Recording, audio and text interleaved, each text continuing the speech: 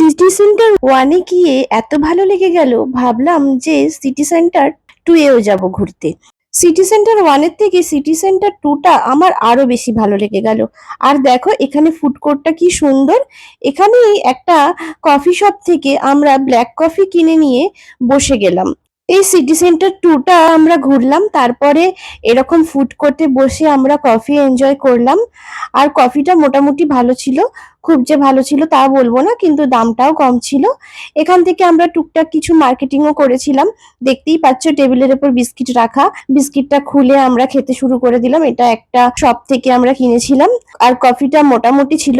আবার মলটা ঘুরতে শুরু করলাম।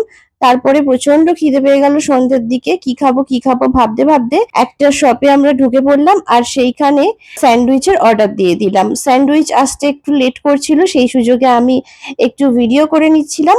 এই সিটি সেন্টার ওয়ান আর সিটি সেন্টার টু একটা মল হলেও এর কনসেপ্টটা ঠিক মার্কেটের মতো। দেখে মনে হয় যেন কোনো মার্কেটের ভিতরে ঢুকেছি। আর এই দেখো আমাদের স্যান্ডউইচটাও এখানে এসে গেছে। স্যান্ডউইচটা খুব টেস্টি ছিল, আমার তো খুব ভালো লেগেছে। আর কফি আমাদের আগে খাওয়া হয়ে গেছিল, সেই জন্য আর নতুন করে এখানে আমরা কফি অর্ডার করলাম না। আর বন্ধুরা, উইকেন্ডে এরকম টুকটাক মলে যেতে আর টুকটাক খাওয়া দাওয়া করতে কিন্তু বেশ ভালো লাগে। তোমরাও উইকেন্ডে কোথায় যাও?